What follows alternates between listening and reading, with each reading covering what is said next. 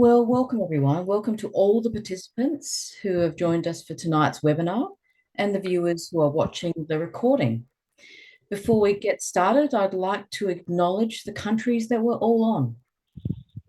MHPN would like to acknowledge the traditional custodians of the lands, seas and waterways across Australia upon which our webinar presenters and participants are located. We wish to pay our respect to the elders, past, present and future, for the memories, the traditions, the culture and hopes of Aboriginal and Torres Strait Islander Australians. We wish that for all and look forward to speaking with all of you tonight and sharing various knowledges from our panel tonight. So I just wanted to introduce myself first. I'm Dana Shen. I'll be facilitating tonight's session. I'm a Ngarrindjeri consultant based in South Australia, and I've worked within and beside social services. Before we get started, I just wanted to share about up and coming webinars. So this is the 5th webinar in the 6th series on infant and child mental health presented by Emerging Minds and Mental Health Professionals Network. Upcoming webinar topics will include practice strategies for children, bullying behaviour in June 2024. So if you want to learn more, you can subscribe to receive your invitation to that. So I'd also like to share with you a little bit about the practical side of the webinar tonight and how you can engage on the webinar platform. So essentially, if you'd like to interact with us, you click the 3 dots lower right corner of your screen to access information. Under the information tab, you'll find links to slides, resources, survey, and technical support as well. You can access the chat top right and see the speech bubbles that you can see on your screen. To ask a question, click the speech bubble icon lower right of your screen and submit a question. And I'll be watching this, so I'll be trying to capture and provide the panelists with your questions. For technical support, if you need any technical support, you can click live webcast support under the info tab. If the webcast stops at any time, please try refreshing your browser. If there's anything you've missed, this webcast is being recorded. So as we begin the panel and then you begin to engage with this, there's just a few ground rules that I wanted to ensure that makes it safe for all of us and where we can learn together.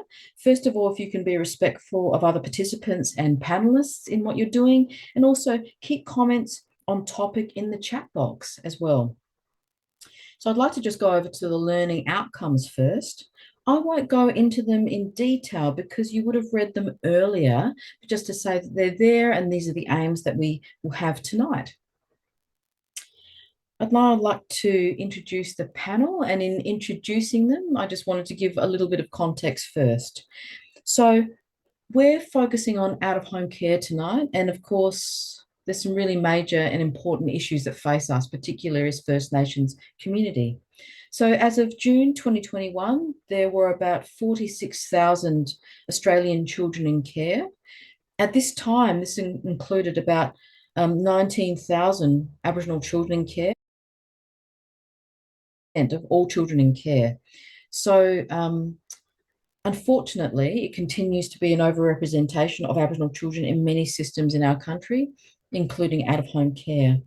I also wanted to add, though, because they're really hard numbers to hear, particularly for our people, and just recognising any of my kin that are online tonight. I also wanted to recognise the organisations, the ACOs, the peaks, the commissioners, and others who work in this space, who carry a lot of hope and carry a lot of strength for our people. So I want to say that as well.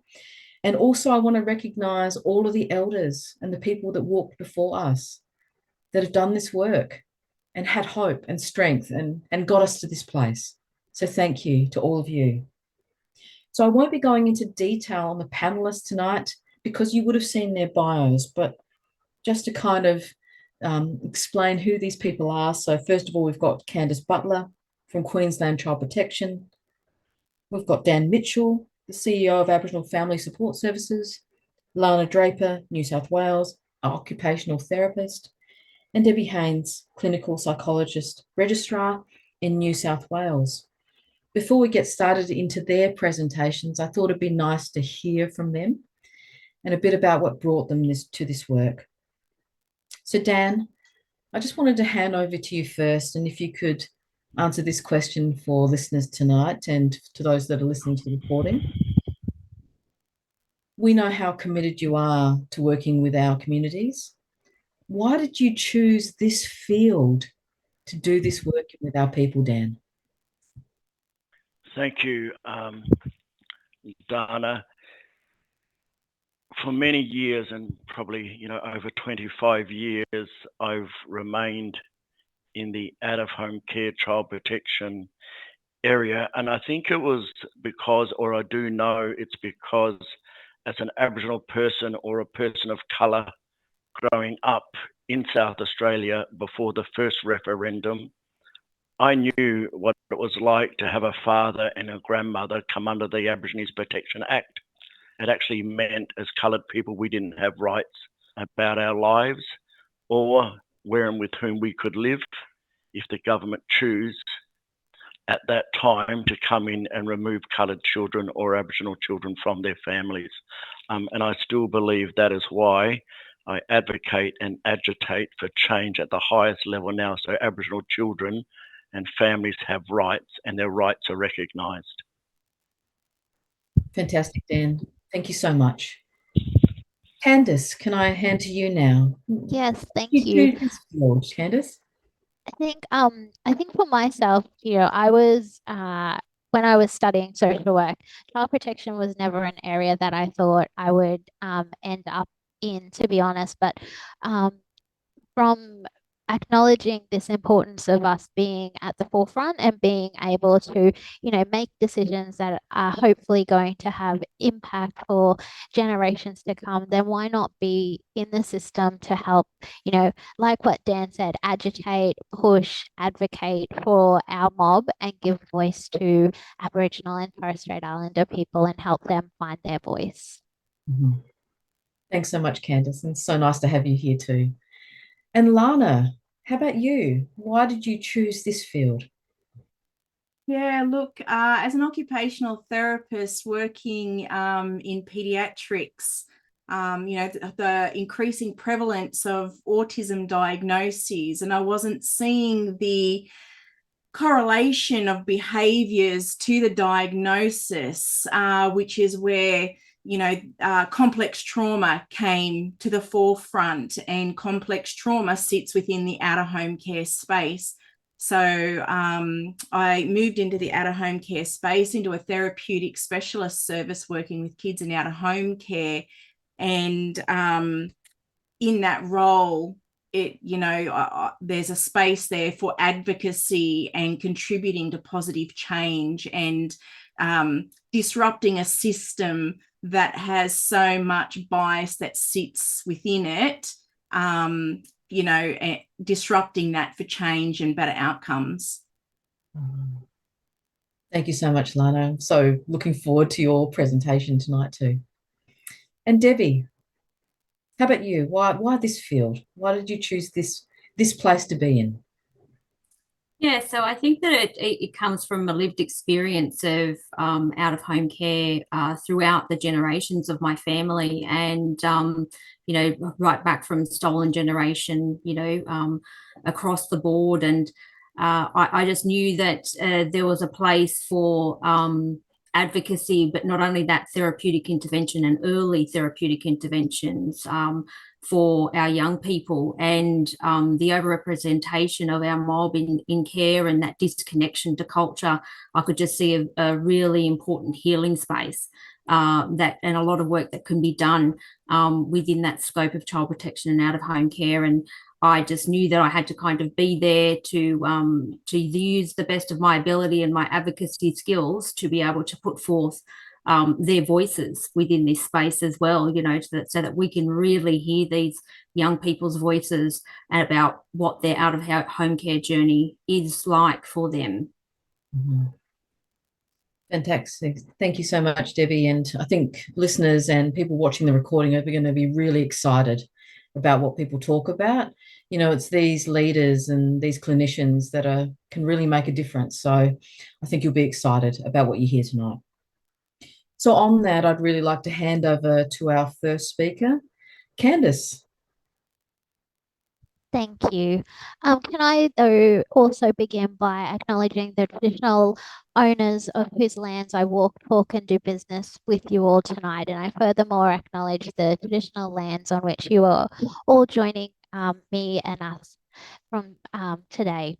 As a proud Aboriginal woman with strong family connections to Yarrabah and Far North Queensland, so shout out to any of my fellow Murrays that are joining us tonight.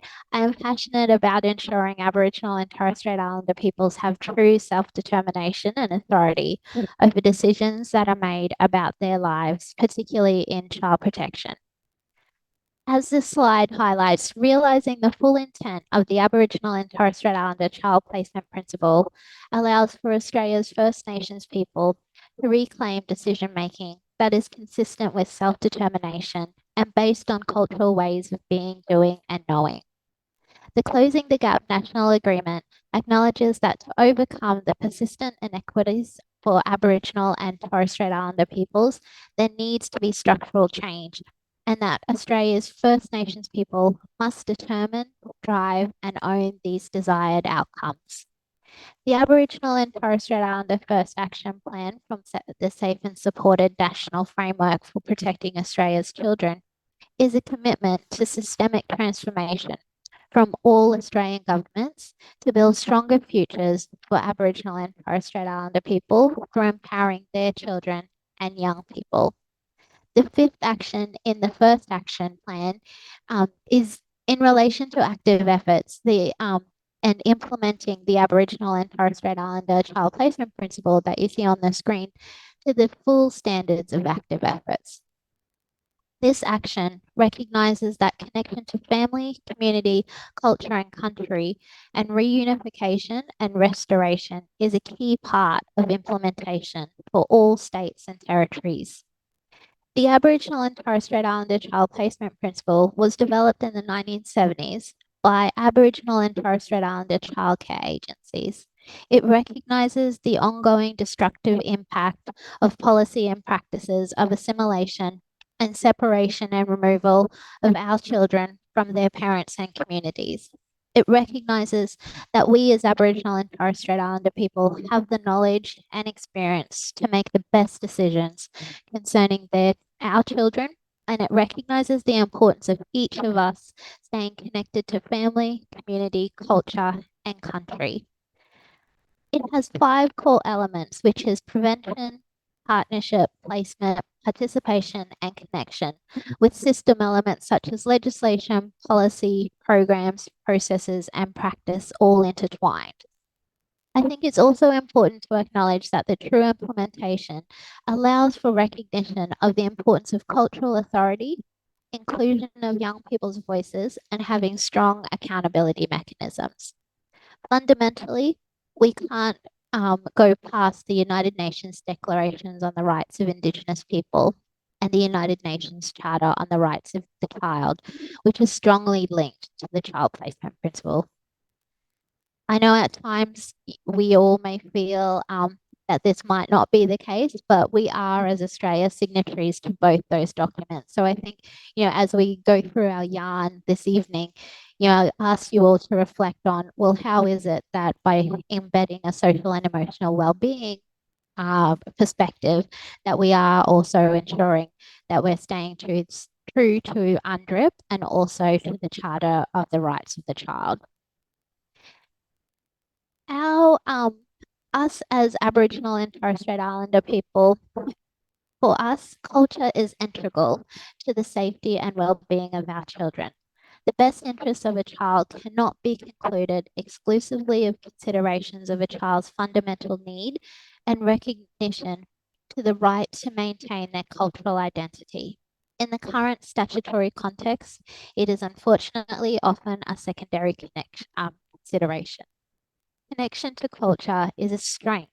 It promotes safety and well-being of our children, and it must be embedded in all decisions that are made that impact upon children, families, and communities. A First Nations practice framework, which I know my fellow panel members are going to do a fantastic job in really highlighting going forward, acknowledges the impact of colonizations and draws upon self-determination, culture, and tradition. Our practice frameworks are trauma-informed, they are strength-based, and they ensure that there is voice and choice for children, families, and communities. It would be remiss of me not to highlight our resource that we have developed at the at QATSIP, the Queensland Aboriginal and Torres Strait Islander Child Protection Peak, called Active Efforts in Practice.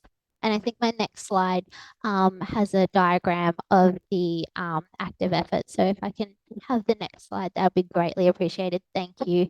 This resource provides an overview of strategies that can be undertaken to achieve active efforts in practice and how it is embedded, whether that be alongside the child placement principle or alongside the social and emotional wellbeing wheel. Reflective practice prompts and an example of a checklist have also been included in the resource. These frameworks not only need to be developed by First Nations people, but there needs to be key roles of who provides training, professional supervision, and coaching, and they need to be held in high regard by all organisations. Social and emotional well-being from an Aboriginal and Torres Strait Islanders perspective involves looking at self in a collectivist view and the experiences when looking at the connection to body, mind, and emotion, family, kinship, structures, community, culture, country, spirit, and our ancestors. I believe that there is a strong framework where we can show the impacts and outcomes of programs where we embed across the system. I believe that our organisations have a strong advantage in providing services and programs that will and do heal the mind, body, and spirit and ensure a connection to culture. Research evidence demonstrates that Indigenous nation building mitigates the effects of settler colonialism on Aboriginal and Torres Strait Islander communities and individuals, thereby improving health and well-being.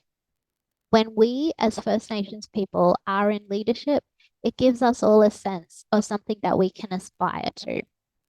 It is important, though, to recognise that leadership comes at all diverse levels and that having a strong practice framework that's embedded by culture is our way of showing our cultural authority.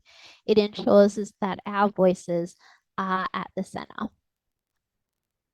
This the importance of working as a collective, which I know that some of my fellow panelists will speak to, reminds me of this importance of all of us all working together and coming together and not seeing ourselves as the expert. We need to draw upon numerous wisdoms, whether that be from our community members, from those of us who have degrees in whether that be, social work, which is my background. We need to acknowledge that we all come from a space of expertise. It is important to recognize that we need to listen to the voices of those who have cultural authority, whether that be First Nations elders, children, and adults, to design a system where we can be truly embedding a social and emotional well-being framework. I want to share with you all a really common, I was fortunate last year to go and spend some time with our First Nations brothers and sisters in Aotearoa, in Canada, and in the United States. And one of the common sentences that I heard throughout my travels is that the work that we do in this space of child protection, it should be hard work. We should be bringing the love back to child protection. We do this because we are unique in understanding a family's storyline. We need to be passionate and we need to ensure that our children and young people are afforded the opportunity to connect with kin, to connect with their family, and connect with culture. And we all have an obligation to do that. Thanks, Dana. Thank you so much, Candice. Thank you for that call to action and also building a beautiful framework of which the next panelists are going to fill in. So thank you, Candice. I'd like to hand over to Dan now to talk us through your particular perspectives.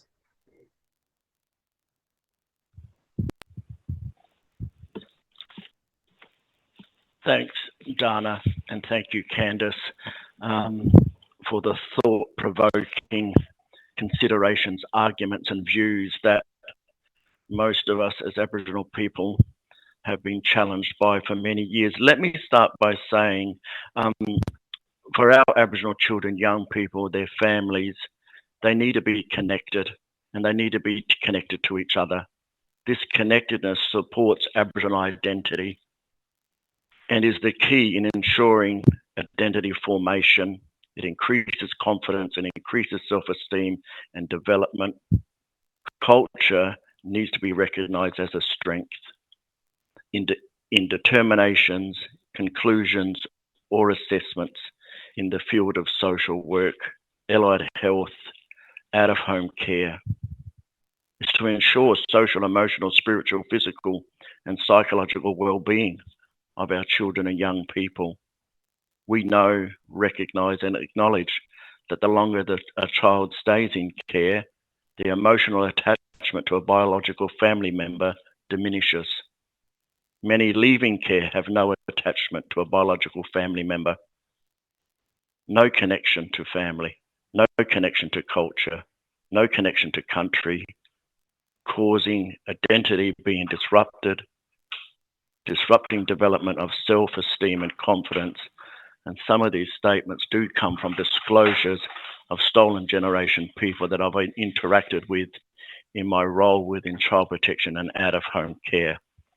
And when I talk about the connection, and we see through the application of the Aboriginal Child Placement Principle and the 5 elements, but also the social and emotional well-being wheel, with the child in the centre of everything that we do, that demonstrates the interconnectedness, how the two models of practice can coexist to promote cultural identity, cultural safety, and cultural as a strength in assessments and determinations for children and young people. As a practitioner or a decision maker in the area of health, child protection, or out-of-home care, we must be aware and we must acknowledge the closing the gap priority reforms and the targets of closing the gap. You know, number one is about formal partnerships, and to their decision making is essential in making a difference or change in reducing the overrepresentation of Aboriginal and Torres Strait Islander children coming into care and remaining in care. Closing the gap target number 12, to reduce the overrepresentation of Aboriginal and Torres Strait Islander children, hopefully by 45% by 2031. And that's one of the reasons why I probably remain in this particular area of work. I do want to be around long enough to see that change. As Aboriginal practitioners and leaders in this sector, we all know and understand significant and action is required towards ensuring in our advocacy that we promote active efforts to embed and achieve the implementation of all 5 elements of the Aboriginal and Torres Strait Islander Child Placement Principle. This also recognises, under the United Nations Declarations of the Rights of Indigenous People, Article number 3, Indigenous people have the right to self-determination. By virtue of that right, they freely determine the political status, the economic, social, and active efforts of the Aboriginal Child Placement Principle, and active efforts as a practice or model of practice in out-of-home care or statutory child protection is what needs to be elevated, is what needs to be used as a model of practice when engaging with Aboriginal families.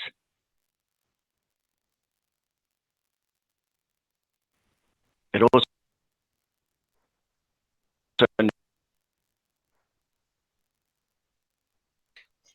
needs to be acknowledged and recognized from the system. Culture, cultural practices are that contributes to and supports the social and emotional well-being of Aboriginal peoples.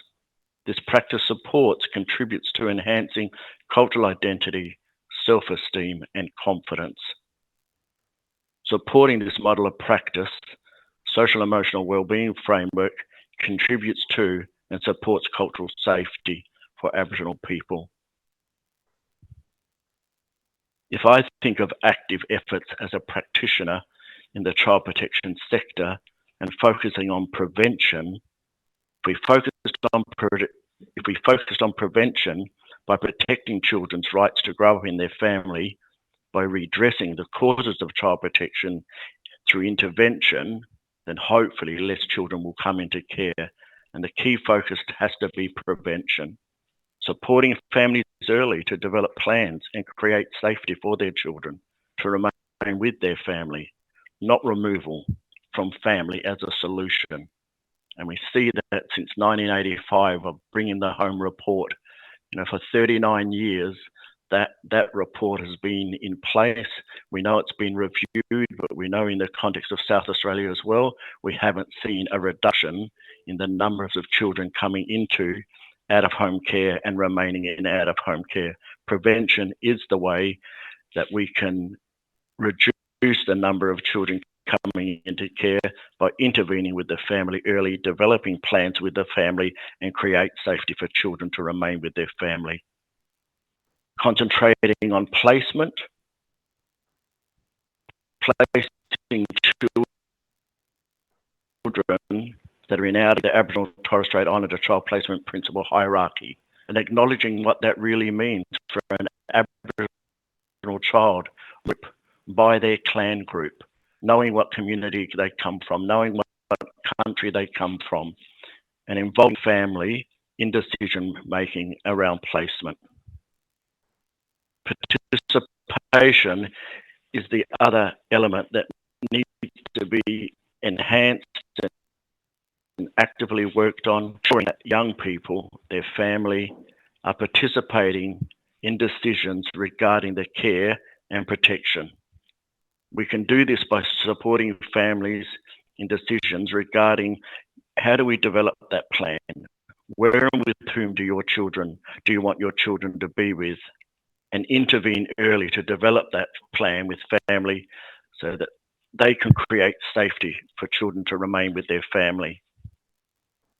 As practitioners, decision makers or leaders in this sector, we need to acknowledge and recognise that significant and sustained action is required towards ensuring our work and commitment to culturally safe, that we promote active efforts that are in practice models. And we do know from looking at the 5 elements of the Aboriginal Torres Strait Islander child placement principle, if those models are embedded in practice in this sector, I believe we'd see a significant change in engaging with Aboriginal families, intervening early with Aboriginal families, and developing plans with families to keep their children safe. Thank you. Thank you so much, Dan, and really kind of giving that kind of deeper, detail on the kinds of things that are required here. I'd like to now hand over to Lana, who starts us off really looking into the detail of clinical practice and how this can be applied. Thank you, Lana. Thanks, Dana. So despite the absence of written records, Aboriginal culture and traditional knowledge has been preserved through yarning spanning 65,000 years. This method of information transfer has safeguarded crucial knowledge encompassing medicines, agriculture, food harvesting, ecology, biodiversity, cosmology, and technology to enable not only surviving, but thriving. The level of fidelity carried by yarning rivals and at times surpasses that of written records. Throughout history, colonized peoples worldwide have been scrutinized through a lens that privileges a settler colonial white male biomedical model. Colonization disrupts and undermines Indigenous ways of understanding, practicing, and existing, and replaces them with Western paradigms. In the out-of-home care system, this bias is evident in the use of assessment tools and practices rooted in Western perspectives of parenting, family, risk, and safety. This systemic bias, combined with individual biases, demonstrates a lack of understanding of cultural diversity and perpetuates the overrepresentation of Aboriginal and Torres Strait Islander children in out-of-home care. Aboriginal and Torres Strait Islander people are consistently expected to conform to the Western paradigm, creating significant power imbalances, particularly in the out-of-home care context. This imbalance is reinforced through one-sided interviews where information is taken, examined, and controlled. In contrast, in the Aboriginal and Torres Strait Islander paradigm, knowledge sharing through yarning is communal and equitable, transcending individual ownership. It is founded on authenticity, accountability, and relationality. Integrating yarning into our daily practice with Aboriginal and Torres Strait Islander clients is crucial. It is a client-centered practice. The strength of the relationships that you cultivate through mutual sharing on common subjects directly influences the quality of information that clients will provide to you. While this approach may challenge conventional understandings of professional behaviour, yarning represents a reciprocal exchange aimed at dismantling power imbalances, and it brings the work that we do to the cultural interface. We're always expecting Aboriginal and Torres Strait Islander people to do things in the Western way. Yarning is a way that we can actually do things in an Indigenous way. Next slide.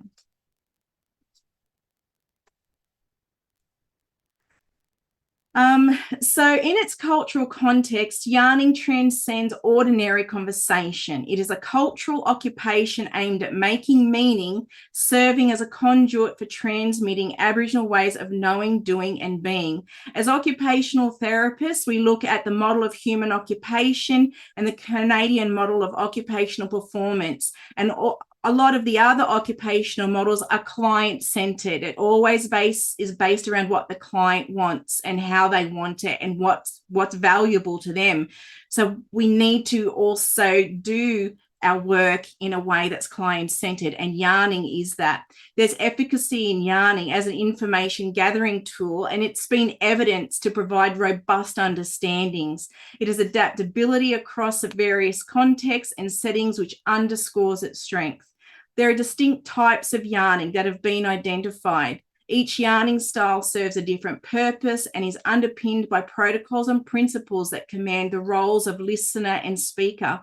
Yarning requires deep listening or didiri, and silence should not be misconstrued as indifference. The different layers that have been identified is social yarning, and this type of yarning is generally the first type of yarning that we'll enter into, and this establishes rapport and connection. The second one we tend to move into is family yarning, and this delves into personal connections and experiences, fostering accountability. So who do you belong to? You're so-and-so's niece. Yeah, so your aunt, that's your auntie there. And it also talks about where you're positioned in the family. Are you the mother? Are you the father? Are you the daughter, the sister, the auntie, the uncle? So it positions you in family and creates relationality. There's elder yarning, and this is the highest level of yarning, and this is typically the transmission of knowledge from elders to the younger generation. And the principle and protocol of this is the young ones sit and listen, and the elders speak. So then if we move into more of a clinical context, we have clinical yarning, and this encompasses the social, diagnostic and management aspects of what's happening for that person. We have therapeutic yarning, and this engages things like narrative therapy and aiding in making meaning of experiences. there's collaborative yarning, and this is usually where we look at consultation and community collaboration. And then there is another one called cross-cultural yarning. This presents a bit of a challenge because it's never truly cross-cultural, because it's usually Aboriginal people meeting non-Aboriginal people where they are at, to have conversations. The beauty with yarning, and there's so many different types, as you can see, is it helps you triangulate data, which is where its level of robustness comes from. So information that's gathered from social might inform the family, it might inform therapeutic work as well. So you can cross-reference information from different types of yarning. So in the out-of-home care space, it has profound implications for fostering collaboration, understanding, and healing within Aboriginal communities. Next slide. So the principles that underpin yarning are reciprocity, which is about sharing knowledge. So nobody is greater or lesser than the other person. Each person who sits in that yarn is seen as equals, and that helps to remove power imbalances. The next one is respect. And so with respect, just respect the process, the people, and the differences that exist. Understand your bias and how that impacts on the work that you do and how you make your decisions. Relationality, how do you fit into their worldview? What are your relationships with people and the natural world? And then accountability. So who are you responsible to in the community? So, it's like, so-and-so vouched for you to be here today. And what are the relationships that you have that keep you authentic to community? Next slide.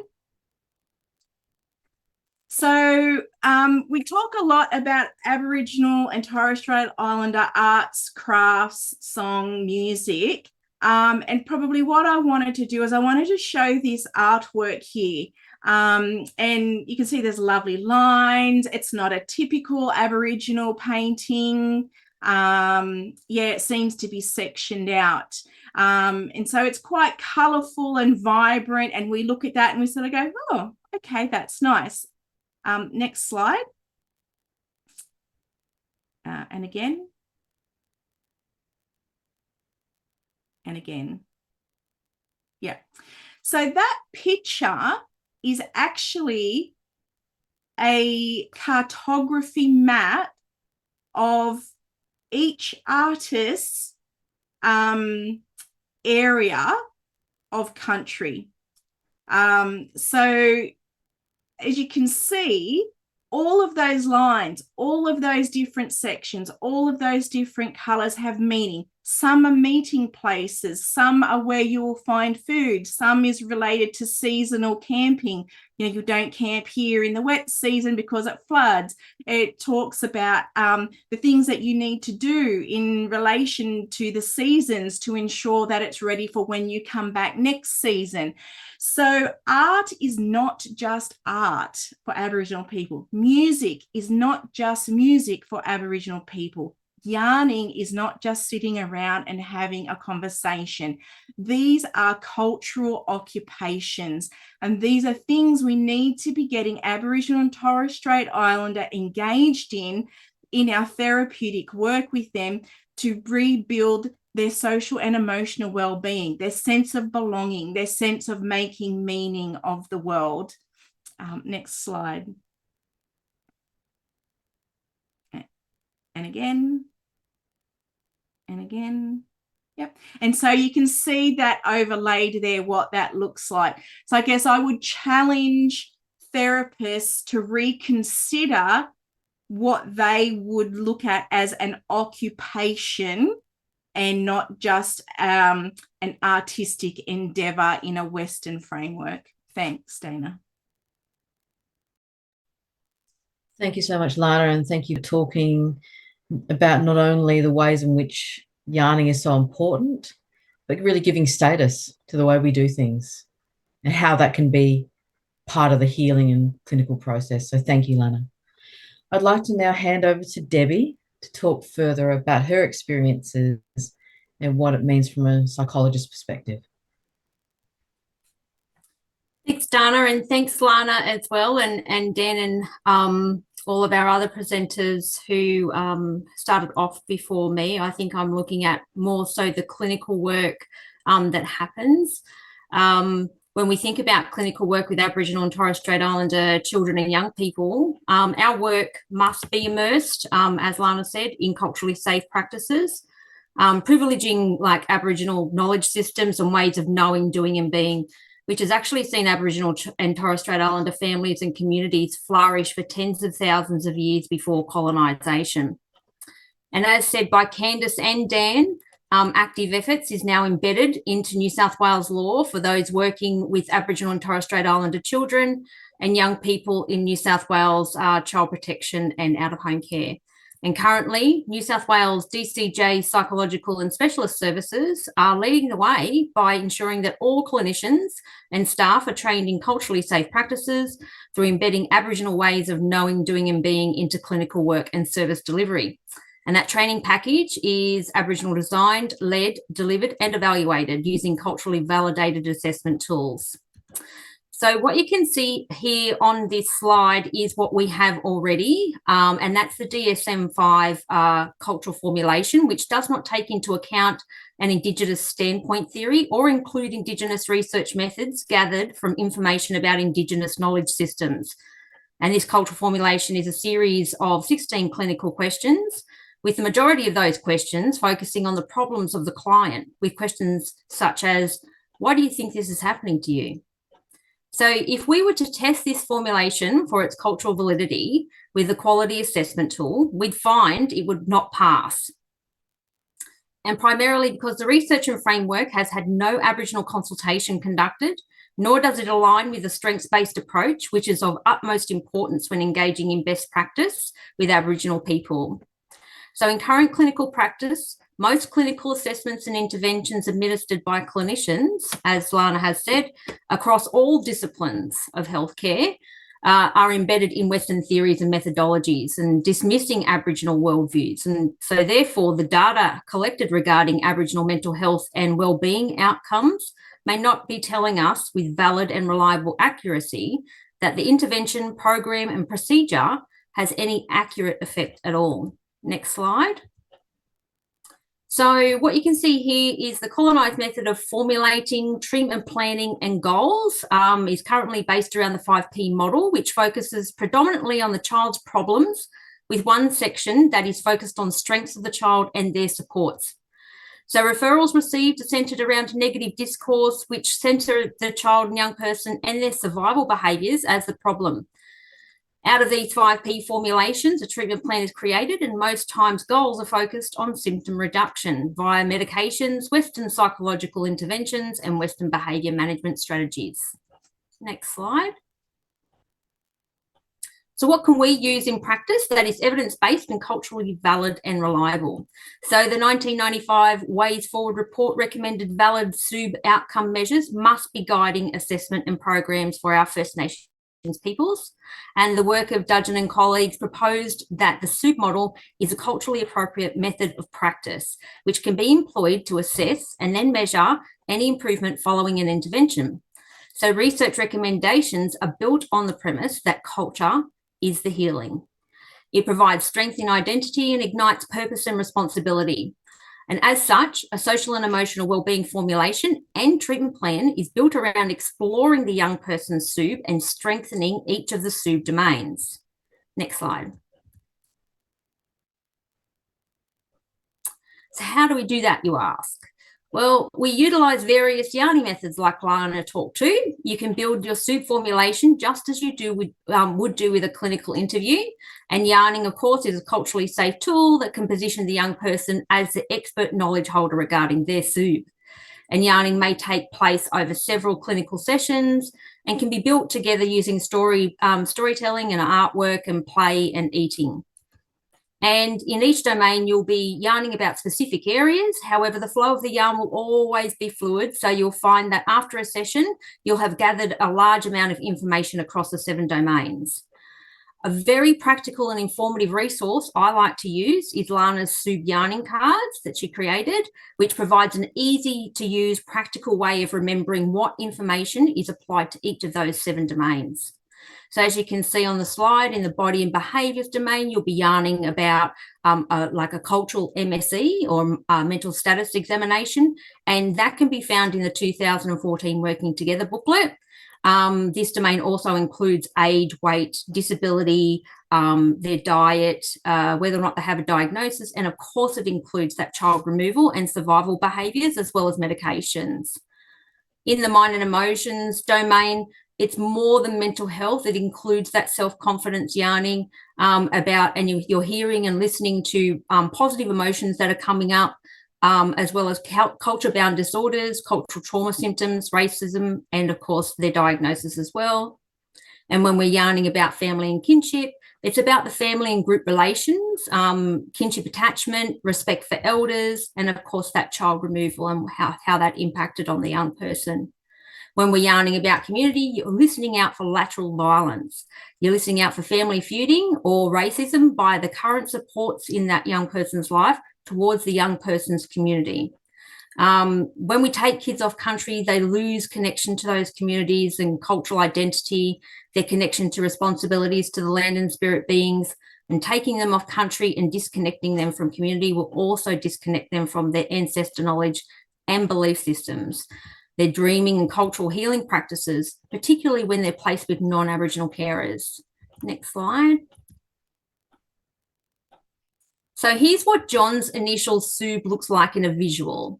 So if you think about the SUB circle, this is kind of just a visual on what John's SUB looks like in the first instance after that yarning method and writing up a formulation.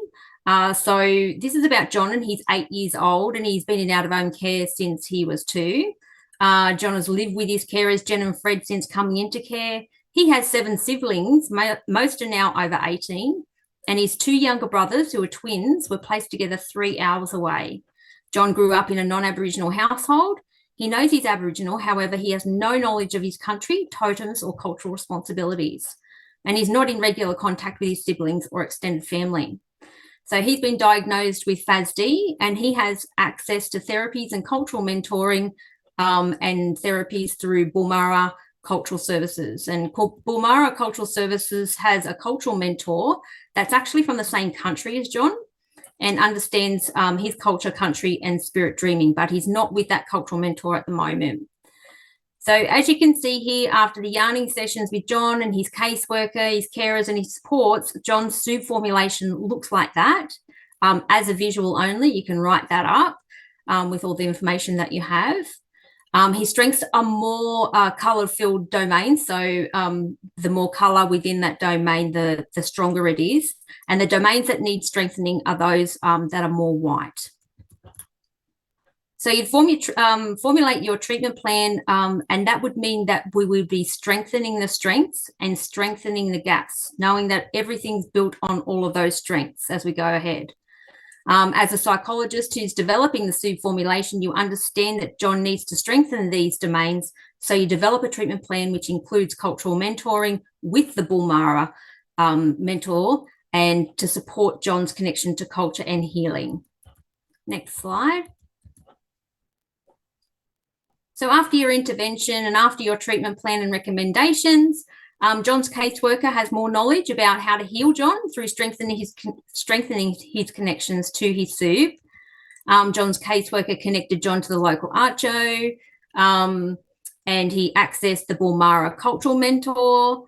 His caseworker took him back to country, where they found more family, and now he connects with the GP at the local AMS on country.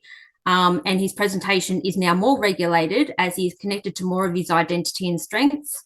So now John feels he's okay to engage in some EMDR for his trauma.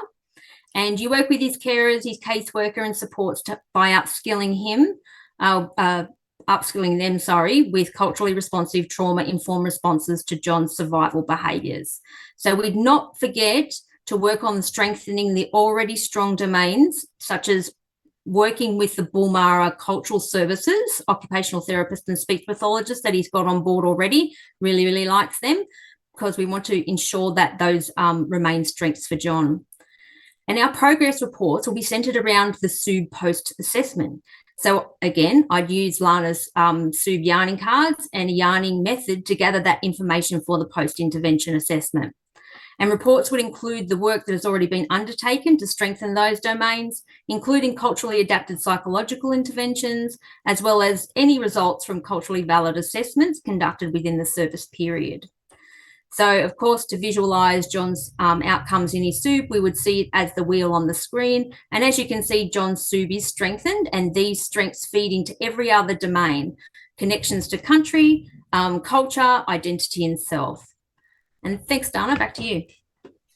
Thank you so much, Debbie, and thank you so much, particularly the use of the social and emotional wellbeing framework in a very practical way to work with people.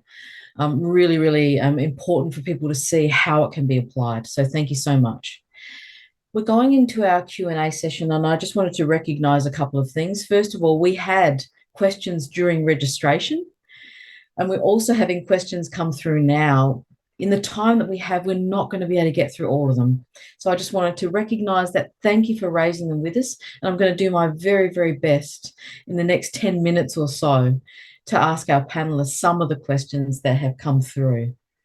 So firstly, Dan, there's a question that I'd like to ask you that's come through. Thank you, Emma, for your question. And I'm just going to kind of paraphrase. So Emma's asking this question. You know, there are times when you're trying to find out about, you know, the cultural connections, identity, etc., about a child, and you try to find that out from a parent. And for whatever reason, and that could be because they don't know necessarily, we're not always all connected. That's what colonisation has done to our people. We don't always know where we come from. It can be tricky to get that information. And so the question from Emma is, you know, what does active efforts mean, and what is appropriate when we can't always get it from potentially the parent? So a big question, Dan, but I wondered if you could give that a go.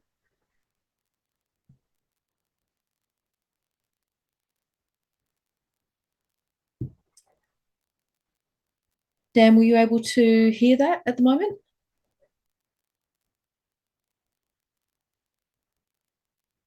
That's okay. I think there might be some delays there.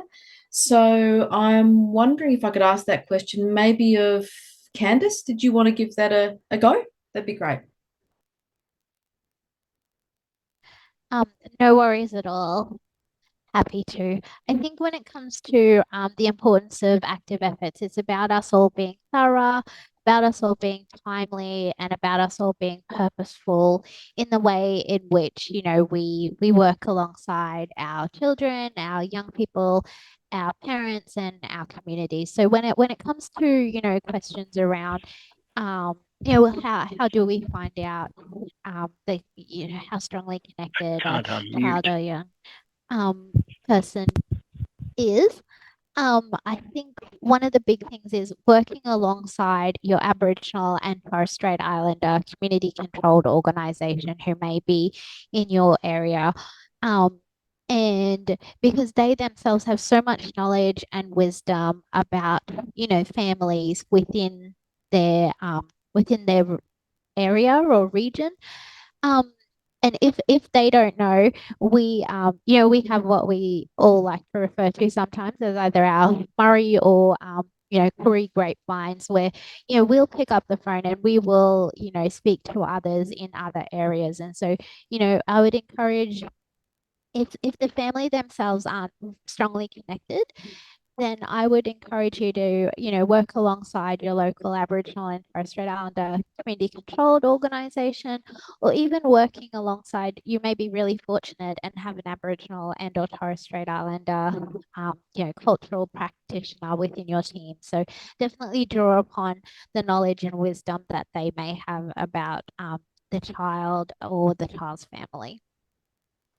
Fantastic. Thank you so much, Candice. And of course, part of what Candice is talking about is the importance of building these kinds of relationships so that you can actually ask these questions. So take the time to build the relationships with all the people that Candice is talking about in order for you to do that. As you can imagine, a number of the questions that are coming through, they're not actually easy questions to answer, but there are one in particular, a couple in particular that I'd like to ask to Lana and Debbie. So Josh has asked a question, so I'm paraphrasing because the question that he's had here is very, very long, but I'm paraphrasing Josh. He's really asking about, this is so tricky, how do you find safe spaces for these kinds of yarns, given the practical reality that there's all sorts of things happening for a child and young person in the systems that we work in, etc. What does it mean to actually create safe space? Not an easy question, but I wondered if I could go to Debbie first, maybe just to give your perspectives on that. Yeah, thanks for that, Dana, and thanks for your question. I think that for myself, it is that slow process of actually starting the yarn at home with the young person and really moving into their environment at first and getting them to, not getting them, I suppose, just building that rapport with them to then ask them, where do you think would be a safe space to go next, you know? And that can mean, you know, a clinical office, that could mean a park playing football, that could mean somewhere that they feel comfortable enough to start to open up and to start moving to that next step of where we get those deeper levels of yarns happening. Lana? Yeah. So I guess, you know, there's a couple of different elements to that, because we're talking about the actual environment. You know, where are they sitting? Where are we meeting them? Are we meeting them outdoors or in an office? But it's also about the environment of cultural safety as well. What are you bringing to that space to make it safe? You know, are you aware of your own biases that you bring into that environment? Are you aware of their lived experience and what that looks like? And I guess in thinking about that, it's also, if you start exploring the different domains of the social and emotional wellbeing framework, and you're talking about country, you're not just talking about their traditional country. You're talking about where do they feel safe? Where do they go to relax? You know, is the beach the place that they go, they feel a strong sense of belonging to? Is it the bush? Is it the lake? Is it wherever you are situated? There'll be a place that they find they feel most connected to, and that would be a safe space to start. And talking about those elements of country in talking about spaces as well. And like I said, it's also that psychological safe space as well. How are you holding that young person in that space? How are you responding to them? And what are you bringing into that space that maybe you're not aware of?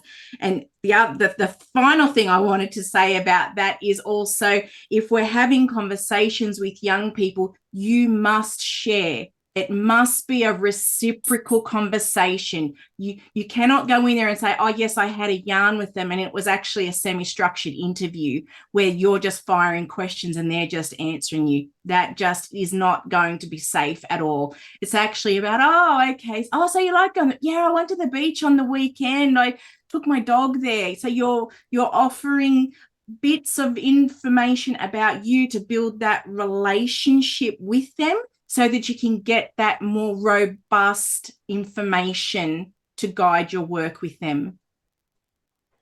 Beautiful. Thank you, Debbie and Lana. And I think if I can just sort of emphasize what you're saying, Lana, and to Josh and others online and listening to the recording, at times, sometimes the safest space is going to be the relationship that you have. You are the safe space. You will be the place, the island in the storm. So sometimes that is the thing that you have to work on. and is the main thing that you have to work on when other spaces aren't there that are safe. So thank you. Thank you, Debbie, and thank you, Lana, for emphasising things about that. So I know we're so close to the end, and I'm just trying to work out what questions to ask that are going to be possible for you to answer in this. So I think one of the questions that has come through, which appears to be from one of our kin, so I feel this is really important to ask you all, because it's been asked by our kin. This is going to be hard for you, but I'd love it if you could answer it as briefly as you can, just given the time. But the question was, how do each of you agitate to ensure meaningful outcomes for mob? Most importantly, our young people. And I know you all agitate in different ways. So just I know you do a lot of stuff, but as brief as you can, what are the core things that you each do? So I'm going to go through step by step. Candice? Apologies, finding the unmute button. I think, there's no stronger piece than to be able to use legislation and to use policy and to use practice that that people should be drawing upon. So, for child protection, definitely using the Child Protection Act and using that when you are being faced with barriers, and drawing upon that to the best of your ability is what I do. Fantastic. Thank you, Candice. How about you, Dan? Is there a particular thing that you do that is how you agitate for our people, and particularly our young people?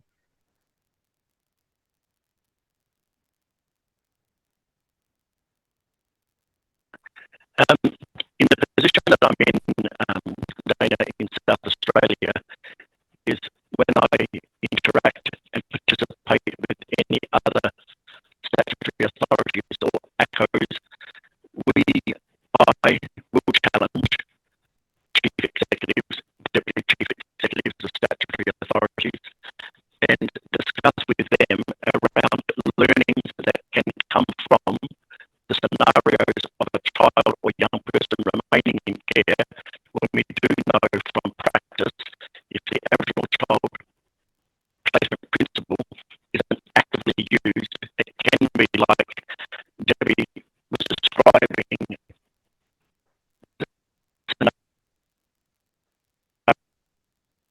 Dan, just let you know, person, young boy, you're cutting out a little bit, but I think what you're saying is that the Aboriginal Torres Strait Islander principle can be really used as a way to leverage change in scenarios for young people, etc. So I'll just move on to the next person, just because we're finding a little bit of a difficulty with hearing you. But thank you, Dan. I think we captured the core of what you said. Thank you. Debbie, how about you? How do you agitate? I think I have the absolute fortune of working in a real deadly team. So I kind of collaborate with my colleagues to form an alliance for advocacy, for caseworkers, supports, anything that's that I can kind of advocate in a space whereby allow the understanding of that child's voice.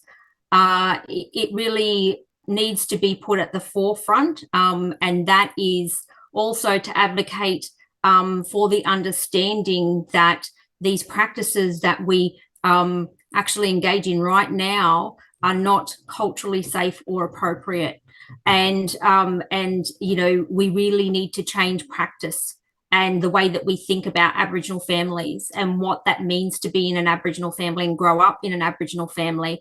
And the best person who can advocate and tell me information about that is that young person. So as I said, I'm fortunate to be in a real deadly team of whereby we can just collaborate and join forces to make sure that that young person's voice is firstly just put forward and understood. Thank you so much, Debbie. And how about you, Lana? So I think I agitate the system for our young people through my research. So my research is about how cultural information using the SUB framework can be used to guide and shape better outcomes and decisions with, not for, with Aboriginal young people and families that have contact with the child protection system. So, and that often involves, challenging assumptions and the status quo, and putting, context, understanding behaviours in context, and then challenging that and pushing back on the system. When we present a SUB formulation or an intervention or a goal around SUB, is challenge the status quo of, well, this is an evidence-based framework. If you don't like this, go and talk to Auntie Pat Dudgeon. Yeah, so that's probably how I agitate the system, is use the SUB for advocacy and driving change.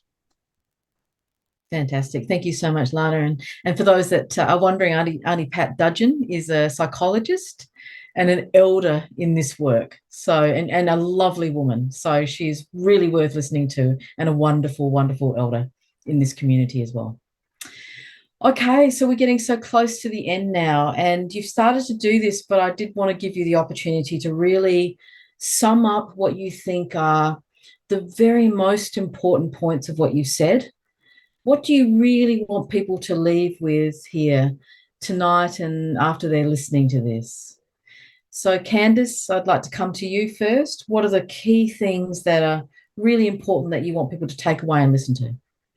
I think the importance of us as Aboriginal and Torres Strait Islander people having voice and choice in decisions that impact upon us, and also if you don't know the answer, it's okay to ask questions. Even myself in the role that I'm in, I'm constantly asking questions, or like what Debbie shared, it's that importance of leaning on others and collaboration. We can't do this work in isolation. So, please ask questions, always be curious, and allow for the Aboriginal and Torres Strait Islander people to have voice and choice. Thank you, Candice. Dan, how about you? Is there a particular set of key points you'd love to share, just to have people leave with? Yes, thank you. And hopefully the sound is okay now and the delay is not too significant. I think what it's about is recognising that Aboriginal culture, Aboriginal practices are accepted and recognised as strengths, and contributes to and supports the social. Thanks so much, Dan. We're having some problems with your connection at the moment, but I think I heard correctly, which is that Aboriginal ways of doing and cultural practices really need to be seen as central and given status in this work. So I hope that I've captured what you said, Dan, because I think that's really important. Thank you. Lana, any kind of final things, key messages that you want people to take away from this? Meet your children, young people, and families at the cultural interface. Try to meet them in the middle. Take the best of both worlds to get a better outcome. It doesn't always have to be done in a non-Aboriginal way. So try to shift your practice to meet people where they are at. Thank you, Lana. And how about you, Debbie? What is the final things you'd like to say for tonight and the recording? There's a richness of tools in culture, just in country, finding out about totems, and that can really be useful in your practical application to therapy and interventions. There's evidence-based tools and assessments that are already available to practice with Aboriginal children and young people. Utilise those. Utilise what I call accomplices. Yeah, those people that are there in the trenches with you, that are advocating for change when working with Aboriginal children and young people as well. So really see this as a holistic journey of where you can use so many things that are already available out there, and just be willing to upskill yourself and approach, Aboriginal people to inform you of different sorts of things. Wonderful. Thank you. Thanks so much to the panelists. And before we move on and I do the final summary, I just wanted to respond to a couple of the questions in the chat that are more of a practical nature. And if any of the panelists want to jump in, please do that. So there's things like, you know, where can we access certain kinds of resources that will support us in this work? So I'd really encourage people to go to the Emerging Minds website. There is a toolkit on working with Aboriginal and Torres Strait Islander families and children, and a bunch of other things that might be useful for people that are on tonight, that will give you answer some of those general questions first before you go into the specifics of doing work within an out-of-home care. It's a really, really great starting point. There was also a mention of yarning cards tonight, and I wondered if one of the panelists that mentioned the yarning cards could speak to if there was any information anywhere that they could access. One of the people has asked tonight that's listening. So was it Debbie or Lana that mentioned yarning cards? I mentioned them, but maybe Lana can give a bit more information about those. Right. Yes, so the yarning cards are a tool that I've created that explores each of the 7 inner domains of the social emotional wellbeing framework, which the assessment and formulation that Deb showed, that tool informed that formulation. So it's still in its research phase at the moment, hopefully implementation in July, and may be available for public release end of next year. Wonderful. Thank you, Lana. And thank you, Melissa, for that question. The question was, can I purchase them now? So it's going to be a little bit longer, Melissa, but work is happening to make that happen. Okay, well, we're coming soon to the end of our night together. I just really wanted to thank all the panelists and all the work that you do and the hope you bring to this work, and also the unique and creative ways in which you do this work, and that you stay hopeful for our people. So thank you. So we've covered a lot of material tonight, and I wanted to really be grateful for the key messages and all of you that have joined us tonight. So just some reminders before we say goodbye. I'd really like you to consider completing an exit survey and providing feedback for us. You can click the banner above or scan the QR code, or go to the SurveyMonkey address provided at the end of the webinar. The recording of the webinar. We just wanted to let you know that you can follow up with this and receive also communication from MHPN with the recording of this activity. So there are also more things coming up of this kind and great stuff that you can learn from. So we have the supporting mental health of neurodivergent persons with co-occurring autism and ADHD on the 26th of June. So please join if you can with that. It's going to be, I think there'll be a fascinating webinar for you to join. And just to let you know that there's lots of networks. MHPN supports over 350 networks across the country where mental health practitioners meet in person or online to discuss issues of local importance. You can visit the MHPN website to join or register your interest in starting a network in your area. So lots of hopeful stuff there that you can join and learn and be a part of. So just in summary, this webinar was co-produced by MHPN and Emerging Minds for the Emerging Minds National Workforce Centre for Child and Mental Health project. This project is funded by the Australian Government Department of Health under the National Support for Child and Youth Mental Health program. Please share your valuable feedback about the webinar by clicking the banner above or scanning the QR code. And before I end, I'd like to close by acknowledging the lived experience of people and carers who have lived with mental illness in the past and those who continue to live with mental illness in the present. Thank you for everyone for your participation this evening, and thank you for joining us and really, really wanting to explore your own learning and your own work in ways that are hopeful and that are strength building for our people. So thank you so much for joining us, and those that are listening to the recording tonight. I hope you all go well and wish you the very, very best in your work. Thank you very much.